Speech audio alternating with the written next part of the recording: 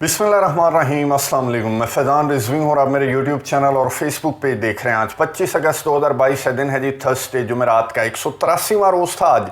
रूस और यूक्रेन के दरमियान जारी जंग का 7वां महीना स्टार्ट हो चुका है। इस जंग का ज़पोरिज़िया के पावर प्लांट के सेफ्टी सिस्टम्स एक्टिवेट कर दिए गए हैं। ज़पोरिज़िया पावर प्लांट के अतराफ बहुत ज़्यादा लड़ाई गुज़िश्ता 24 से 48 घंटों के दौरान रिपोर्ट होती रही, जिसमें ज़पोरिज़िया पावर प्लांट को बहुत ज़्यादा नुकसान पहुंचा है। IAEA international atomic energy agency के नुमाइंदे रास्ते में हैं। एक स्टेटमेंट जारी की गई कि एज सून एज पॉसिबल हम ज़पोरिज़िया न्यूक्लियर पावर प्लांट पहुंच जाएंगे, जहां पर ग्रिड स्टेशन से ज़पोरिज़िया पावर प्लांट कई मरतबा कट चुका है। पावर ब्रेकडाउन है, इमरजेंसी किसी सिचुएशन है और किसी भी वक्त खुदा न खास्ता कोई बड़ा न्यूक्लियर डिज़ास्टर हो सकता है, क्योंकि यूरोप का सबसे बड़ा न्यूक्लियर पावर प्लांट है। अगर इंटरनेशनल एटॉमिक एनर्जी एजेंसी के नुमाइंदे वक्त पर वहां पहुंचकर सूरत हाल को कंट्रोल नहीं करते तो इस हादसे में बहुत ज़्यादा नुकसान हो सकता है। इस पर बात करेंगे, लेकिन उससे कबल मैं आपको बता दूं कि यूक्रेन का यौम आज़ादी 24 अगस्त 2022 गुजर गया। यूक्रेन समेत अमेरिका की इंटेलिजेंस थी कि रशिया की जानिब से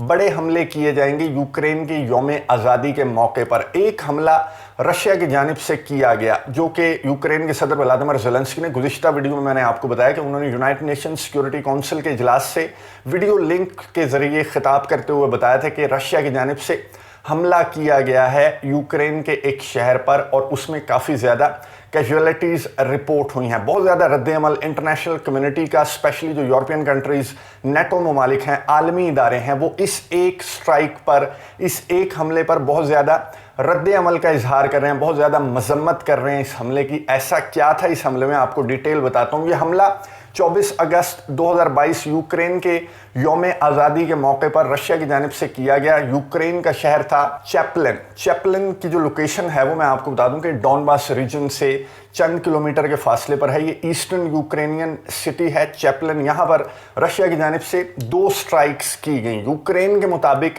इन स्ट्राइक्स के नतीजे में, इन हमलों के नतीजे में 22 सिविलियंस हलाक हुए हैं। ये रेल स्टेशन पर हमले किए गए, जिसके नतीजे में यूक्रेन कहता है कि 22 सिविलियंस हलाक हुए हैं, जिनमें एक बच्चा भी शामिल है। अब आ जाएं रशिया की जानिब। रशिया की डिफेंस मिनिस्ट्री ने एक स्टेटमेंट जारी करते हुए कहा कि हमने 2 स्ट्राइक्स की।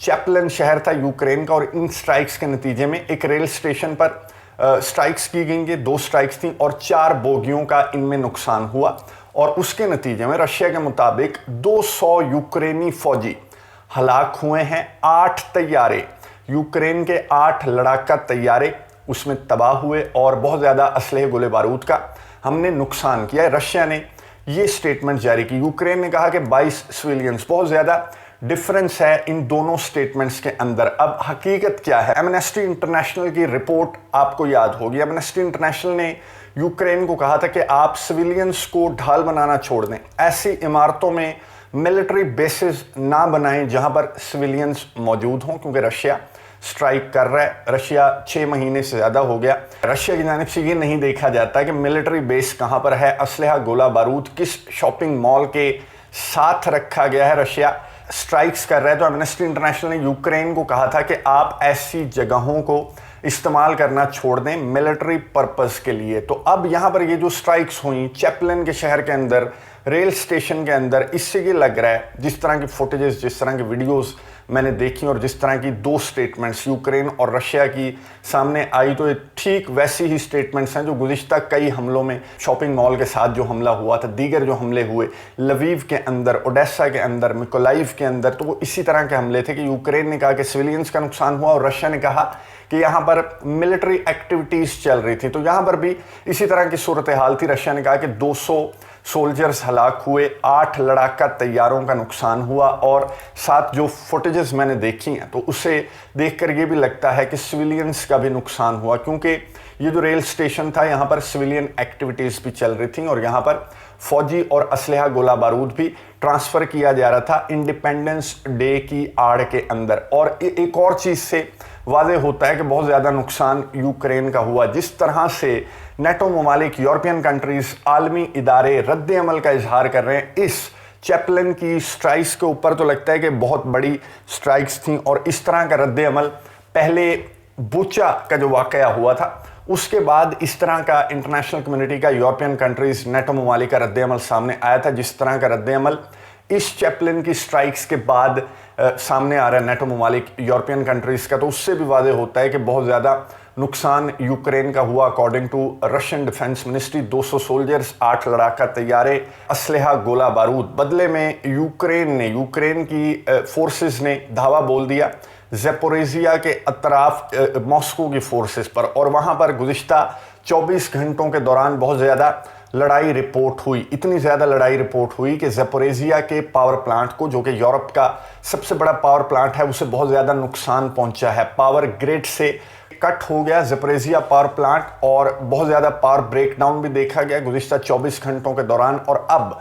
सेफ्टी सिस्टम्स एक्टिवेट कर दिए गए हैं ज़ेपोरिज़िया पावर प्लांट के। सेफ्टी सिस्टम्स एक्टिवेट करने का मतलब यह है कि बहुत ज़्यादा एमरजेंसी की सिचुएशन है, और किसी भी वक्त कोई भी बड़ा न्यूक्लियर डिजास्टर, कोई भी जौहरी हादसा खुदा न खास्ता ज़ेपोरिज़िया के अंदर पेश आ सकता है, जिसका बहुत ज़्यादा नुकसान होगा। इसके हवाले से मैंने एक तफसीली रिपोर्ट बनाई हुई है, वो मैं आपको एंड स्क्रीन पर दे दूंगा, वो आप देख लें कि अगर इस तरह का हादसा कोई होता है तो उसमें क्या नुकसान हो सकता है। यूनाइटेड नेशंस, अमेरिका, बरतानिया, नेटो ममालिक, यूरोपियन कंट्रीज़, बल्कि पूरी आलमी बरादरी, इंटरनेशनल एटॉमिक एनर्जी एजेंसी समेत वो बहुत ज़्यादा कंसर्न है ज़ेपोरिज़िया पावर प्लांट के अतराफ होने वाली लड़ाई की वजह से। क्योंकि अगर ये हादसा हुआ तो ना सिर्फ यूक्रेन, ना सिर्फ रशिया, ना सिर्फ यूरोप, अभी क्लियर नहीं है कि यहाँ से निकलने वाली न्यूक्लियर रेडिएशंस कहाँ तक जा सकती हैं, किस रुख जा सकती हैं। यूरोप की रुख जा सकती हैं, एशिया के रुख जा सकती हैं। एक्सपर्ट्स का बहरहाल कहना है कि ज़ेपोरिज़िया पावर प्लांट के ऊपर होने वाले हमलों की वजह से, और अगर कोई हादसा होता है तो कितना ज़्यादा नुकसान हो सकता है या फिर नहीं हो सकता, क्योंकि जो सेफ्टी सिस्टम्स हैं वो बहुत ज़्यादा पावरफुल हैं। ज़ेपोरिज़िया पावर प्लांट के जो चेर्नोबिल का वाक़या हुआ था उसके बाद सेफ्टी सिस्टम्स को बहुत ज़्यादा पावरफुल रखा जाता है। न्यूक्लियर पावर प्लांट्स के पहले इतने ज़्यादा पावरफुल सेफ्टी सिस्टम्स नहीं हुआ करते थे। अब न्यूक्लियर पावर प्लांट्स के अंदर चेर्नोबिल के हादसे के बाद सेफ्टी सिस्टम्स पर बहुत ज़्यादा तवज्जो दी जाती है। लेकिन इस तरह की सिचुएशन पहले कभी पैदा नहीं हुई। हादसात हो जाते हैं न्यूक्लियर पावर प्लांट्स के अंदर, लेकिन किसी जंग की जद में, किसी लड़ाई की जद में न्यूक्लियर पावर प्लांट्स पहले कभी नहीं आए। ये पहली मर्तबा है कि किसी जंग की जद में सबसे बड़ा, यूरोप का सबसे बड़ा न्यूक्लियर पावर प्लांट किसी जंग की जद में आया है। और अगर स्ट्राइक होती हैं तो 6 न्यूक्लियर रिएक्टर्स हैं ज़ेपोरिज़िया पावर प्लांट के। अगर वो 6 न्यूक्लियर रिएक्टर्स को नुकसान पहुंचता है एक साथ, तो उससे कितना ज़्यादा नुकसान होगा। क्योंकि चेर्नोबिल का जो न्यूक्लियर डिज़ास्टर है वो तारीख का सबसे बड़ा न्यूक्लियर डिज़ास्टर है, और उसमें मैं आपको बता दूं कि सिर्फ एक न्यूक्लियर रिएक्टर को नुकसान पहुंचा था एक हादसे की वजह से। यहाँ पर 6 न्यूक्लियर रिएक्टर्स हैं और जंग चल रही है। अगर नुकसान होता है 6 न्यूक्लियर रिएक्टर्स को, तो कितना बड़ा हादसा हो सकता है, या फिर ये सेफ्टी सिस्टम्स इतने ज़्यादा स्ट्रॉन्ग हैं, पावरफुल हैं कि वो इस डिज़ास्टर को होने से रोक सकेंगे। इंटरनेशनल एटॉमिक एनर्जी एजेंसी के नुमाइंदे, उन्होंने एक स्टेटमेंट जारी की कि हम बहुत ज़्यादा करीब हैं ज़ेपोरिज़िया न्यूक्लियर पावर प्लांट के, और हम जल्द यहाँ पर पहुँच जाएंगे। Zaporizhzhia nuclear power plant Russia के अंडर कंट्रोल है मार्च के महीने से, और रशिया का मंसूबा ये है कि इस पावर प्लांट की बिजली को हम डाइवर्ट कर देंगे उन इलाकों की जानिब जो रशिया कंट्रोल कर चुका है। ज़ेपोरिज़िया, खरसोन, डॉनबास रीजन, क्राइमिया, उन इलाकों की जानिब हम डाइवर्ट कर देंगे। ये ज़ेपोरिज़िया का पावर प्लांट 40 लाख से ज़ायद घरों को रोशन करता है, बिजली प्रोवाइड करता है। 25% यूक्रेन को ये पावर प्लांट